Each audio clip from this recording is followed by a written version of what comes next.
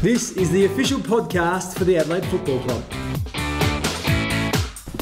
Welcome, Crows fans, to the Round 7 edition of the Down the Guts podcast. We've got Paddy Dangerfield here on the back of the big win against Sydney, and we've also got the birthday boy himself, D. Burtenshaw. Welcome, boys. Media extraordinaire, Dave Burtenshaw. Patrick. If it's happening in the AFL, Joe, I tell you right now, Burts has got his finger on the pulse. Burtenshaw.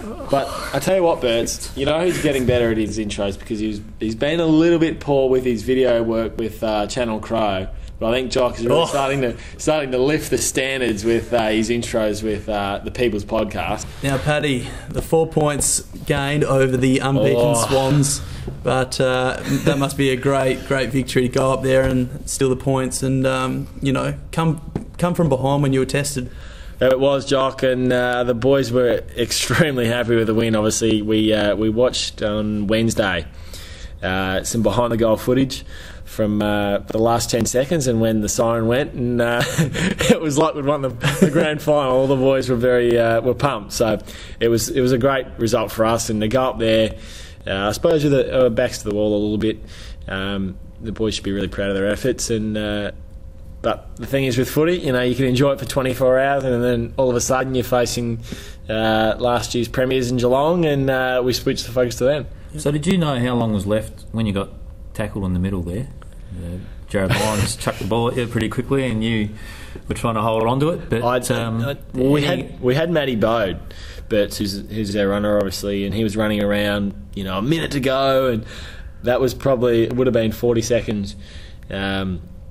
Or half a minute, whatever it was, before I got the ball, and I remember him saying that. So I was just trying to hold on to the ball, and wanted to kick it out wide, and then Joey Kennedy laid a pretty good tackle, and then the ball got spilled forward, and then all of a sudden the siren went, and I tell you what, the elations from some of the boys was very, very pleasing. How'd you feel though when Jetta picked it up, of all blokes? Yeah, I was a bit worried, and then I saw Taylor. I've never seen Taylor move so quickly. Yeah, he just got a hand on him, didn't it? That stopped him from going long. I think from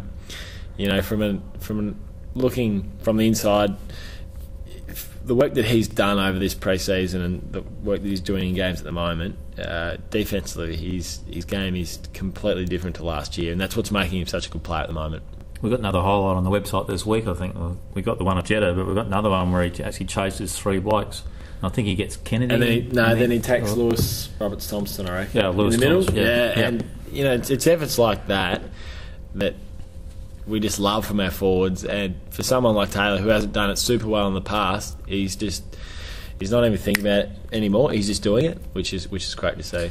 All wins are good, but the song in the room afterwards, it was amazing. It was really, the blokes obviously are happy every time they win a game, but it was fantastic to be there. Yeah, there's a little bit extra in there. I think there's a little bit extra gusto with the way the boys sang it, and I think that just showed what the game meant to us. How does it rate in terms of you personally in the games, the wins you've been involved in? It's right up there, Jock. I mean, I remember winning the final against Essendon, but we won pretty comfortably.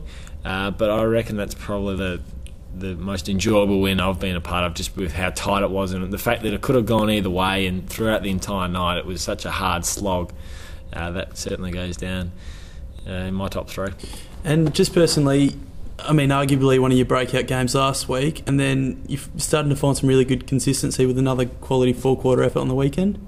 Yeah, I think things are going pretty well for myself at the moment, which is nice, but I think you find that's the case with most players at the moment. They're playing some really consistent footy. Roy Sloane's is saying Matty Wright's been a revelation for us coming off the half forward line. So I think if we can keep the majority of players playing the consistent footy they're playing at the moment and to the level they're playing at the moment, then we can do some serious damage come middle of the season. Yep, and Geelong this week, who are their big guns? Obviously they've got plenty of big names, but who, I guess Hawkins is in form, who are the ones you're really looking to stop? Yeah, obviously Hawkins and Pozziatli are 2 really key players for them. Scarlett in the defensive half. Tommy Lonergan didn't play last week, and I think he's just about there, apart from Matty Scarlett, their number 1 defender. So they've got some really good I suppose, spine players, and then of course Selwood comes back into the team this week. Jimmy Bartell's been in really good form. Joel Corey's been their number one disposal winner, so they've got talent everywhere, as premiership sides do, and they're not just a premiership side; they're one of the greatest sides of all time. So we're going to have to be on our best game to beat them, but I think we're capable of it. Sando and Milburn, both former Geelong boys themselves. How much has that sort of made had an influence on this week's preparation? Yeah, obviously they know their game style pretty well, so it's been good for us to talk through as midfielders and as forwards. And it was funny today, we had our opposition analysis, and they were going through the sides. So each time we analyse an opposition team, we have the team goes up on the whiteboard or on the big screen, so all their photos come up. So they had the 24 players to come up, and then at the end, for a bit of a laugh, they had Sando from probably 1997 and Dasher when he first started playing come up, which was a bit of a laugh and good to see. Now, Jock, we have a massive guest in this evening, and he's not just physically massive, but we've got the media extraordinaire Dave Burtenshaw here. DB, you could be trumped, I reckon, at the moment, because this bloke is everywhere. And I speak of the one and only Josh Jenkins. Joshy, good to have you here. Thank you. Great to be here. Now, you've been doing a little bit of media work, and you enjoy the media side of things. You've been writing for the paper. Yeah, I do. I like the print side of things. I tried to do a bit for the AFC website, but it obviously wasn't good enough, so I've moved across to this. He actually dropped us. We haven't seen him for a couple of weeks. And next thing I know, he's little pictures in the Advertiser saying, read Josh Jenkins' blog. So. Well, he's moved up the pecking order, obviously. He's obviously cast you off, Birds. Well, I'm not sure there's a bigger audience or not, but anyway, he's gone that way, so I've taken it on the chin, Never again. Do you enjoy that side of footy, Josh? Yeah, I do. I don't just enjoy the footy side of it. I like the journalism as a whole, so I'm going to try and get involved in everything. Go to the courts a little bit. And I was going to say maybe the next Kenny McGregor coming out of the court system. The last bloke who wandered off there, I remember one day he showed me some of his notes, Ken, that he was doing for a thing, and I thought, oh boy, this is going to be hard work. But he did really well. He really worked at it hard, and now he's in Canberra. Is he in Canberra? He's in Canberra. He's a political reporter in Canberra. Is he still playing footy? Yep. Because he's over with Rob Shell. He's Ainsley. There's a little bit of coin up there, Jock. Is that right? Yeah. So here. You'd know. No. So you never know, Josh. That could be the next step. You might be in Canberra reporting on budgets. Well, hopefully, I know Michelangelo's getting on a bit, so a lot of time looking for the big gig. He does listen to this too, so look out. Yeah, by the time I finish, he might be ready to hang him up. So do you have much to do with those blokes when you're in there? Yeah, I work closely with Andrew Capel, and he's been a good fella, and I've been to a couple of Port Power press conferences, and I've sort of kept a low profile, but it's been good so far. I've only done 4 or 5 days, but it's been good. Did you have like this little voice recorder thingy, or just stick it on the desk? No, I've done that with Nutter. I've got a Q&A that'll be in the paper soon with Nutter. So I can't remember any permission being asked. It didn't come through the media manager. Jeez. They said that it did. Did Nutter have to get on a stool to? No, I just got on my knees and Now, Josh, you crossed over from Essendon last year, seeking greater opportunities, and you played a little bit of footy at Sturt this year, and you've been dominating. What are your chances this week, you reckon, with Shawnee Mac going out? They're all right. I'll be certainly around the mark. I was pleased to be an emergency last week. And played okay, did my bit on the weekend, and obviously Shawnee's been rubbed out, so that might, the cards hopefully are going to fall my way. So you're in the 25 this week, aren't you? And yep. The call will be made later the game, but... What's your wet weather footy like, Josh? You'd be... I'm like a duck, I've been telling Sando it was pretty good. Yeah, I'm like a duck. Loves it. I love it, love the rain. Like a duck or like the duck? Both.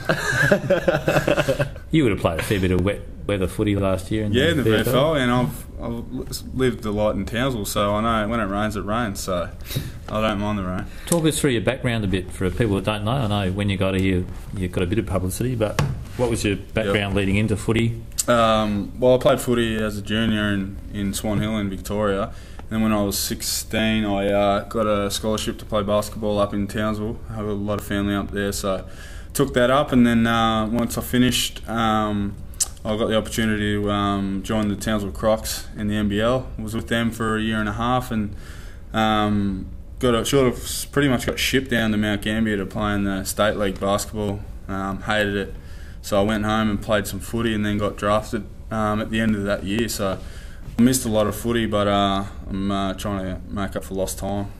And how you found the SANFL so far, right? Done pretty well with Sturt, but Yeah, it's been good. Compared to the VFL? Well, I've actually written about this, and you got a bit of publicity out of that one. a bit of an uproar, Jumped all over it. created an uproar. But they're both good competitions, but obviously there's just a lot more tradition and heritage in the SANFL, and there's just a lot more support. So is that the biggest thing you reckon that makes it more enjoyable, the supporter group? Yeah, you just know that every time you go out and play SANFL, you're going to have 3,000 or 4,000, if not more, show up and watch, and you've got passionate supporters. Whereas in the VFL, sometimes you might go down. There's a couple of spots I'm sure you're aware of, Casey, and I won't mention it, but there's a couple of spots that no one's going to be there. Yeah, So there's a video of you on YouTube at the moment that's it's got quite a few hits for us in the last week or so, and you taking a big grab. Was that the best one that night, the one we picked? Well, Matt Yench didn't help me out. It wasn't the greatest mark, and the video doesn't help me out much either. So he came into the club rooms, DB, saying he was this got me JB. Well, Jonathan Brown, he said, "What's the difference between me and JB?" I said, don't know. He goes, "I'm a couple of centimetres taller than JB." Now, needless to say, that's not true. What a surprise with Paddy telling the story. Yeah, So, I mean, on the night, it was Brodie Martin and I think Matty Yench must have been a bit dark down there. They got very excited and tweeted. They did. And They got excited because I took a few in a row, and obviously that was probably the pick, but it wasn't anything to get too carried away about. I was actually hoping it would get sent into Footy Legends, but when I seen it wasn't any good, so I was just looking for a bit of cash.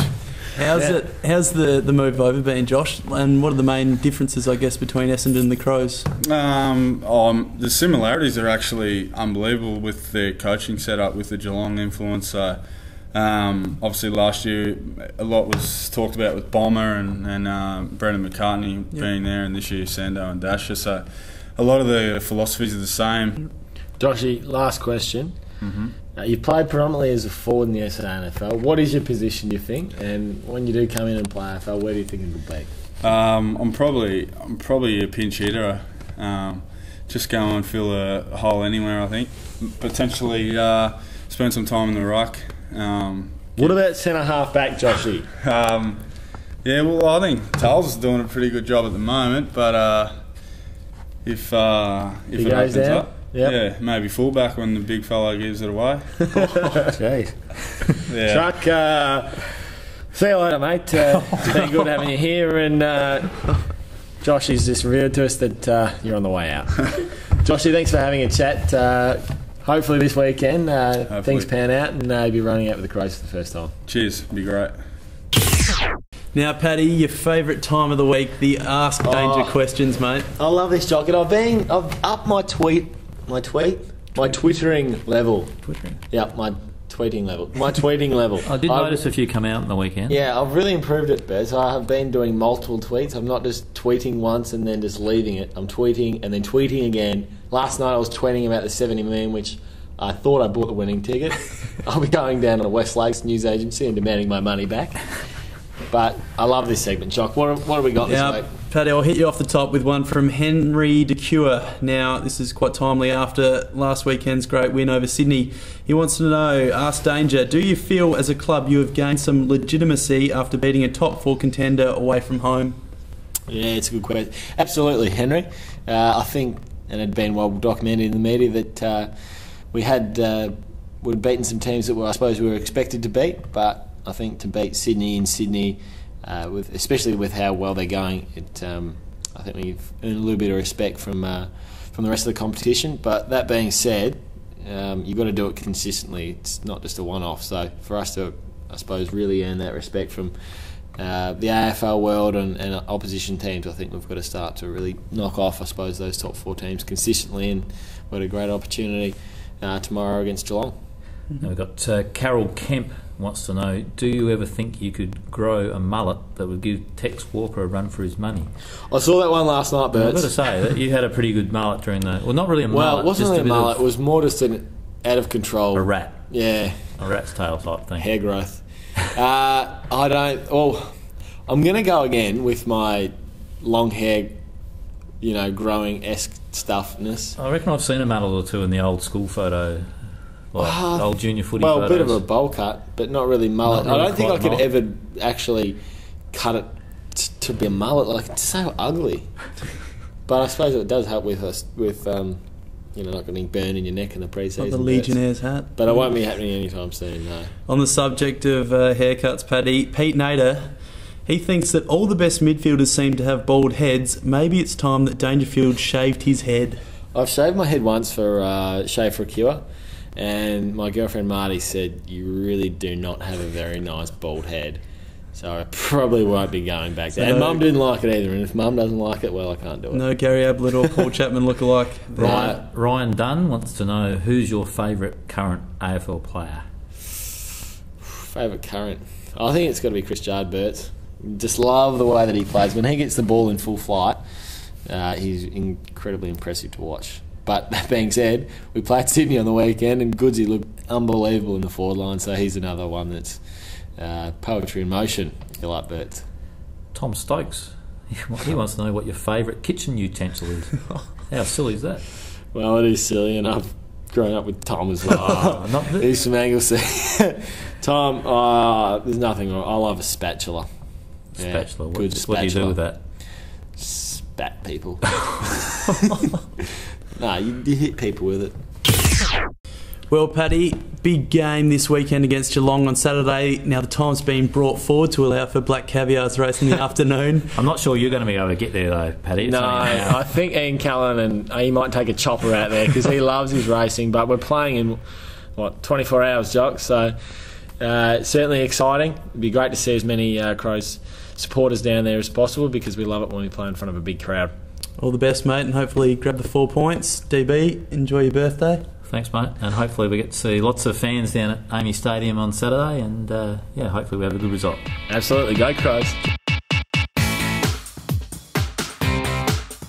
Thanks for listening to the official podcast of the Adelaide Football Club.